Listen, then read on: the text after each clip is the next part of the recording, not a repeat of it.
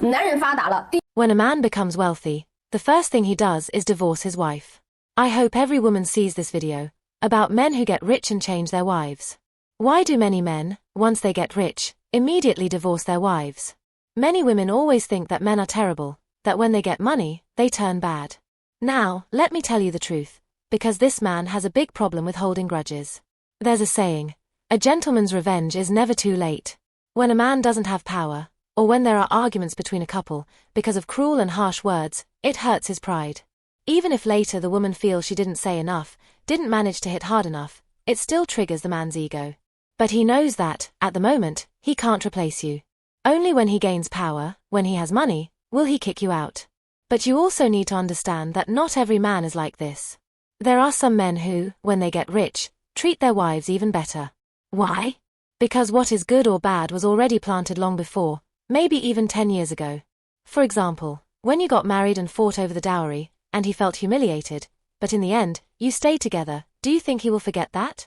Or when he needed money, and you helped him, really sacrificing for him, but every time you argue, you throw in his face, without me, you wouldn't have what you have today. Do you think in situations like this, he won't hold a grudge against you? And if your family was rich and his family was poor, and after marriage, your family and you look down on him, treating him badly, do you think that when he has money, he won't replace you? Does what I'm saying make sense? Let me tell you, about human nature, there's a law of energy conservation. The more you hurt and damage someone, they may hold that resentment for a long time without saying anything, but the seed of hate has already been planted inside. They may continue to be good to you, but inside, they are preparing. They will wait for the right moment. When I have money, the first thing I will do is replace you. I always say this, if you don't understand human nature, you won't be able to manage your relationships well. You always think people are good, but the truth is that human nature is very predictable. When you treat someone well, they will be good to you. When you treat them badly, they will become the villain in your life. I tell you, if you don't understand human nature, you're falling into traps. Women like this usually don't have a good ending in marriage. Did you understand? In some men's conversations, you can hear what they most desire in middle age. The desire to get promoted, get rich, and see their wife die sounds extremely cruel, but it reflects the true psychological state of some men. When a marriage enters a phase of exhaustion, many men and women become indifferent to each other. You irritate me, and I get angry when I see you. Inside the house, there is no more love or laughter, only a hollow shell of a relationship.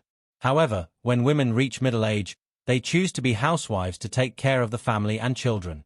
They face the signs of aging, and when the man achieves success, they think about enjoying a quiet life with him, but end up discovering that he has changed. Either he fell in love with a young beauty, or he reduced the frequency of coming home. This makes women feel very insecure. So, why do some men, after becoming rich, despise their wives? There are 3 main reasons. The first is the typical Phoenix man. After getting money, he wants to get rid of everything he considers inferior from the past. It's not that being a Phoenix man is bad, but his mindset changes after becoming wealthy. Before, he always submitted to the woman, fearing being looked down upon for being poor. To show off, he was very dedicated when he had no money, and everything he did was voluntary, but all of that was a facade. Deep down, he thought people looked down on him because he was poor. When he became rich and strong, he wanted his wife to feel the same contempt he felt. To him, she is a symbol of the past failure, and to get rid of that, he simply no longer cares about her. The second reason is new love syndrome. After becoming rich, he starts to think is amazing and believes he can do whatever he wants. If the wife doesn't have some kind of capital, she may become the target of his disdain. These men become full of themselves, forgetting the original purpose of marriage and the promises they made. They now want to live a life they never had, seeking novelty and excitement. In cases of divorce, some men, despite their changed behavior, still try to be fair by giving some money to the wife, and they go their separate ways. However, the worst ones are those who ignore their wives, treat them as invisible, don't give money, don't offer anything beyond a monthly allowance, and sometimes not even that. These men, after getting rich, have a heart of emptiness and despise everything their wife represented to him. During hard times, these men get along with everyone, but when they succeed, the first person they despise is the wife, who endured all the hardship with them. The third reason is revenge or the desire to stop hiding their true nature. Some men, when they don't have money, disguise themselves as good men. They marry the wife maybe to avoid a bit of struggle, deceiving others. They act like they are kind and loving, but in reality, they have another plan. They may pretend to be the ideal husband to others, but at home, they are completely different. When they feel they haven't been treated fairly or that someone has hurt them, they endure in silence. But when the conditions change, they take revenge. Men care a lot about their pride. When they have no money, they are at their most vulnerable. Sometimes, an unintentional word from someone can hurt their ego. When these men get rich, they want others to feel the pain they once felt. They take revenge on women, and their true nature comes to light. Maybe they've always been like this, but now they don't need to hide anymore. When a man despises a woman, the main reason is that, in his eyes, the woman has lost her value. 你看王思聪的女朋友 Look at Wang Xizong's girlfriend. She's like a crop of leeks, changing from one to another, one after another. He just broke up with the last one, and the next one is already lined up. How does he manage to do this? Well, it's simple. He has money, right? Every girlfriend of his buys not only a car or a house, but invests millions of dollars, and is already in his 30s, almost 40. Have you ever heard that he's getting married? Or, if he gets married, would he choose a woman from a poor family? He definitely wouldn't, right? What is his father's status? How much wealth does he have? He would definitely choose someone with a similar social standing. You've probably never heard of a term called short term. What does it mean? It means that just having the experience is enough. Most second-generation rich people actually choose women from poorer families. Wasn't I involved in that rich second-generation circle in Shanghai? I met a third-generation rich guy, and I have a good relationship with him. His father works in medical equipment, and the family has some political connections. His mother works in the health department. Families like these have a lot of power, you know? Do you have any idea how much wealth they have? This guy, for example, owns 3 cars, a G-Wagon, a McLaren, and a Ferrari. And the watches he wears are never under 50,000, they are all worth millions. He also studied at a somewhat unknown university abroad and got a master's degree. He's tall and handsome, and with this combination of traits, I can tell you that most women just throw themselves at him. Even when he goes to a hotel, it's the women who pay the bill. When it's his birthday or some holiday, the women are in line to give him gifts. This guy also changes girlfriends very quickly, sometimes in 1 or 2 months, and sometimes in just 2 or 3 days. For him, it's completely normal. I have a good relationship with him, just friends, no business dealings. One day, we went to a bar and I said, "Man, how can you be so trashy?" He responded calmly, saying, "I didn't lie to get sex, and I didn't lie to get money. So, what's so bad about me?" At that time, I still had a more traditional view and said, "You're dating without the intention of marriage, isn't that just playing around? You're the classic bad boy, and you don't even think you're trash." He looked at me and calmly said, "Our experiences are different, so our values are different too.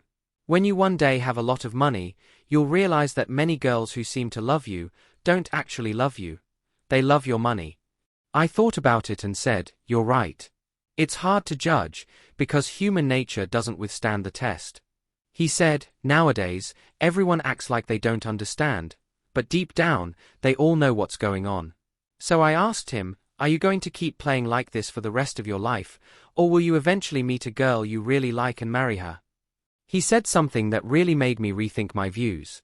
He shook his head and said, "My parents have already planned everything for me, including the standards for my future wife. They've made it all very clear." I then asked him, "What if one day you meet a girl who really likes you, and you like her too and it's mutual, but this girl doesn't meet your parents' standards? Will you go against their wishes?" He answered without hesitation, "Of course not. I wouldn't hurt my parents for a girl, no matter how much I like her. It's just a fleeting impulse. I wouldn't let that affect my relationship with my parents." When I heard this, I was really struck by his realistic perspective. I think over time, I've learned to see things more pragmatically. But when he said that, it felt very blunt and almost harsh. So, girls, never think about marrying a second-generation rich person or a rich man. That's not realistic at all. If you have that opportunity, it's better to focus on earning your own money. I'll leave you with a life quote from Fan Bingbing. I don't need to marry into a wealthy family, because I am my own wealth. I think both men and women need to empower themselves because, in the end, relying on others is not as reliable as relying on yourself.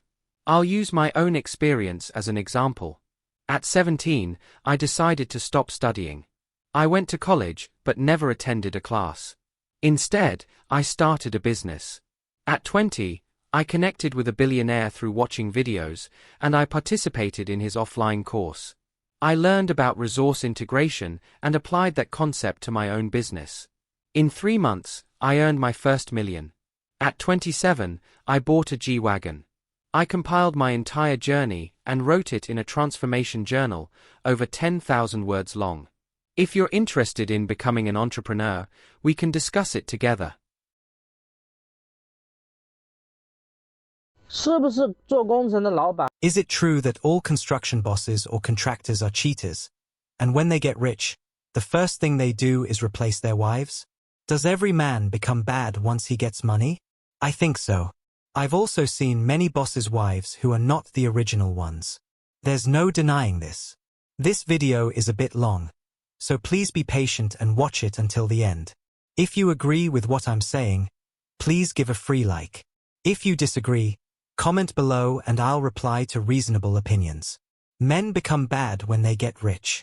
If a man becomes bad after getting rich, it means he started from a very low point, from scratch. The success of anyone in business is always achieved through gradually expanding their social circle. No first-generation millionaire could have succeeded by farming in the countryside, washing clothes at home, or raising children. When achieving success, you need to remember that no one can earn more than their perception allows. So, if a man has a fortune worth millions, his vision and abilities are at $1 million level. If he's a billionaire, his vision and abilities are at $1 billion level. When a person goes from having nothing, from being shy even when talking to the village leader, to becoming a businessman speaking at the great hall of the people, he hasn't just achieved financial success. He has also fully developed his personal abilities. As his wife, once your husband's business starts to prosper, the first step should be to return to the family and take on the responsibility of caring for the home and children. As your husband's wealth grows from hundreds of thousands to millions and billions, his understanding and vision will expand. But the wife, on the other hand, might remain stuck in her daily routine, playing mahjong, doing beauty treatments, and the only thing that grows is her age and the children's. This kind of marriage is very likely to face problems. When they got married, their understanding might have been at the level of a small-town youth. But by middle age, the husband has reached a level of success in a major city, while the wife is still at the small-town middle-aged level, with gaps in understanding, ability, and wealth. This will create a huge sense of crisis for her. If the wife starts being unreasonable, fighting and causing problems, this marriage will 100% end. When a man succeeds, everyone around him praises him. They respect him, say nice things to him. But when he comes home, if his wife still acts like she used to, shouting at him, do you think he'll want to return home? He is surrounded by beautiful women outside, all competing to please him, while at home, his wife yells at him, gets angry, and threatens separation. He is a big boss outside, but at home, he's being yelled at by his wife. Don't think that just because you have a bit of money now, you're a big deal. Do you remember when you were poor and couldn't even afford pants? If it wasn't for how your mother helped you back then, you wouldn't have married him. Now he's successful. Outside, everyone listens to him, and before he leaves, there's a crowd around him. He's almost forgotten those poor days. It's you who keeps reminding him of those bad memories. No one likes the past. Those difficult days, those humiliations. You keep making him revisit them. Outside, everyone makes him happy, says nice things, but at home, you make him feel frustrated. You talk about how other successful women admire him, and when he comes home, his wife, who's like a brother to him, yells at him. No comparison, no harm. He'll only choose to distance himself from you, to leave this home. Don't keep blaming your husband for becoming bad just because he got rich. He didn't become bad. He just became stronger. The best solution is not to stand still, complaining about life, but to work on improving yourself and keep up with him as he moves toward success. You're not just life partners. You also need to be his emotional confidant. If you want to grow old with him, don't keep testing the limits of the relationship. Never become the last thorn he needs to remove on his path to success. The idea that men become bad when they get rich is wrong. A man's behavior, whether good or bad, has nothing to do with money.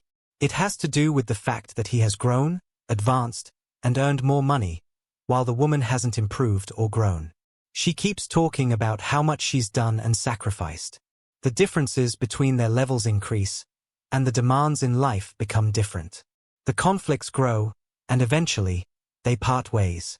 Of course, I personally will never defend a situation where someone is dealing with such issues in their marriage by justifying the presence of a third party. I'm firmly against that. I support any decision made by wives to resolve their own problems. Analysis of the deep reasons why men trade wives after becoming rich. Why, after all, when a man achieves success, does he openly or subtly consider trading his wife? When a man faces difficulties or challenges, he typically doesn't like others, especially his partner, to take the initiative in offering advice or solutions. Even less so, he doesn't readily accept criticism or suggestions from his partner. If she tries to help actively, this often has the opposite effect than intended. Although the partner's intention is to help, the man, with his inherent self-esteem, may interpret this as a gesture of contempt.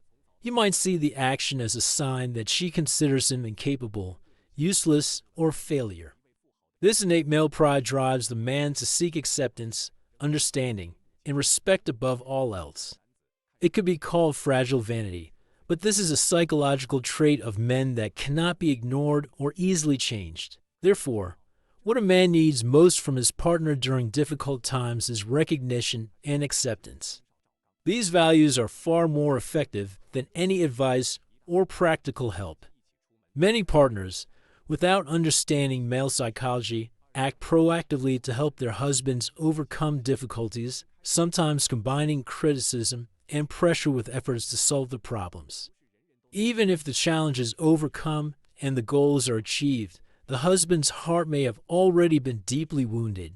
This kind of dynamic wears down love and connection between the couple, turning well-intentioned efforts into emotional disasters. This explains why many men, after achieving success, end up switching partners, either directly or subtly.